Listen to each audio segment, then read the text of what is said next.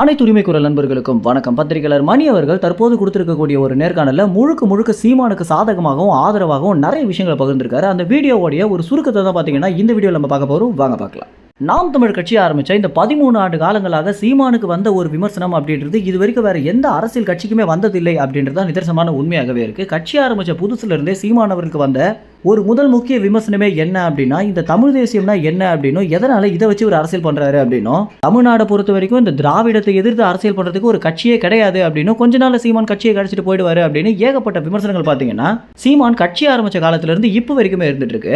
ஆனா இதுல ஒரு பெரிய மாற்றம் என்ன அப்படின்னா, தமிழ் தேசியம்னா என்ன அப்படின்னு கொஞ்சம் கூட புரிதலே இல்லாம இருந்த நிறைய மக்களுக்கு தமிழ்நாடை பொறுத்த வரைக்கும் தமிழ் தேசிய அரசியல் தான் சரி அப்படின்றத சீமானவர் தான் புரிய வச்சிருக்காரு அப்படின்றது நிதர்சனமான உண்மையாகவே இருக்கு.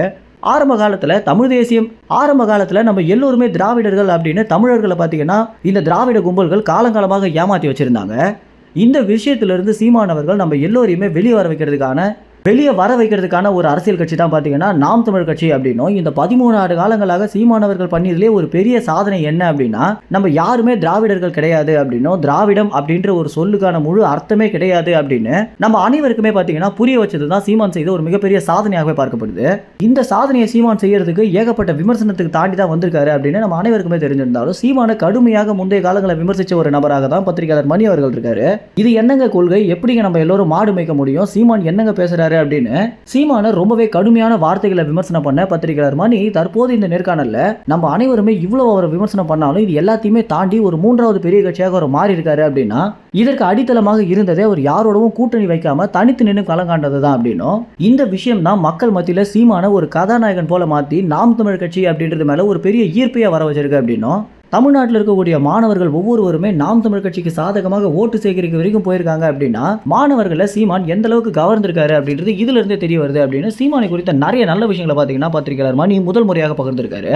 பொதுவாகவே இங்க இருக்கக்கூடிய திராவிட கட்சிகளும் பாஜக கட்சிகளும் சீமானை குறித்து சாதகமாக யாராவது பேசிட்டாங்க அப்படின்னாலே சீமானுக்கு கைக்கூலியாக மாறிட்டாங்க அப்படின்னும், சீமானிடத்துல பணம் வாங்கிட்டாங்க அப்படின்னும் ஏகப்பட்ட முத்திரையை குத்தி விட்டுறாங்க. இதுல இந்த முத்திரைக்கு ஒரு பெரிய ஆளாக இருக்கக்கூடியவர் தான் பாத்தீங்கன்னா ரவீந்திரன் துரைசாமி. ஏன்னா ரவீந்திரன் துரைசாமி காலங்காலமாகவே நாம் தமிழ் கட்சி எந்த அளவுக்கு வளர்ச்சி அடைஞ்சிருக்காங்க, மக்களிடையே அவங்க எந்த அளவுக்கு முன்னோக்கி போயிட்டு இருக்காங்க அப்படின்ற விஷயத்தை கொஞ்சம் கொஞ்சமாக சேகரிச்சு எல்லா விஷயங்களுமே மக்கள் மத்தியில சமர்ப்பிச்சுட்டு வந்துட்டு இருக்காரு. இப்படி இருக்கிறதுனால தான் பாத்தீங்கன்னா ஒரு மேல சீமான் கைக்கூலி அப்படின்ற ஒரு பெரிய முத்திரையை இருந்துட்டு இருக்கு. இந்த வரிசையில் தற்போது பத்திரிகையாளர் மணியும் வந்துட்டாரு அப்படின்னு ஏகப்பட்ட விமர்சனங்கள் பார்த்தீங்கன்னா நேற்றுல இருந்து இப்போ வரைக்கும் ட்விட்டர் முழுக்க பத்திரிகையாளர் மணி அவர்களை எதிர்த்து இந்த திராவிட கும்பல்கள் நிறைய ட்வீட் போட்டுட்டு வந்துட்டு இருக்காங்க. இந்த வீடியோ கமெண்ட் செக்ஷன் கீழே பார்த்தீங்கன்னா ஒரு பக்கம் நாம் தமிழ் கட்சியுடைய நிர்வாகிகள் ரொம்ப நன்றி ஐயா அப்படின்னு கமெண்ட் போடுறதும், இன்னொரு பக்கம் நீங்களும் சீமானுக்கு சாதகமாக மாறிட்டீங்களா அப்படின்னு பத்திரிகையாளர் மணி அவர்கள் மேல வன்மத்தை கக்கிட்டு வந்துட்டு இருக்காங்க ஒரு கும்பல். எது எப்படியாக இருந்தாலும் பத்திரிகையாளர் மணி இறுதியாக சொல்லிய ஒரு விஷயம் தான் பார்த்தீங்கன்னா சீமானவர்களை ஒரு படி மேலே கொண்டு போயிருக்கு அப்படின்னே சொல்லணும். ஏன்னா பத்திரிகையாளர் மணி அவர்கள் பார்த்தீங்கன்னா இந்த 13 ஆண்டு காலங்களோட வளர்ச்சியாக சீமானவர்கள் தற்போது 1 கோடி வாக்கு வாங்க போறாரு அப்படின்ற விஷயத்தை பகிர்ந்திருக்காரு. இந்த விஷயம் பார்த்தீங்கன்னா ஒரு மிகப்பெரிய பேசும் பொருளாகவே மாறி இருக்கு அப்படின்னு தான் சொல்லணும். ஏன்னா நெறியாளர் கூட பார்த்தீங்கன்னா எதை வச்சு நீங்க சொல்றீங்க அப்படின்ற கேள்வி எழுப்பியிருந்தாரு.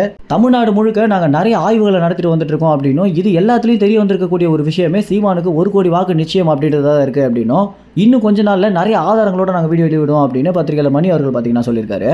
பத்திரிகையாளர் மணி கொடுத்திருக்கக்கூடிய நேர்காணலுடைய ஒரு சின்ன சுருக்கம் தான் பார்த்தீங்கன்னா இந்த ஒரு வீடியோ. அந்த வீடியோவை ஒரு சில காப்பிரைட்ஸ் காரணங்களால் எங்களால் இணைக்க முடியாமல் போயிருக்கு. மேலும் இந்த வீடியோ குறித்து நீங்கள் என்ன நினைக்கிறீங்க அப்படின்ற உங்கள் கருத்துக்களை கமெண்ட்ஸில் தெரிவிங்க. நன்றி, வணக்கம்.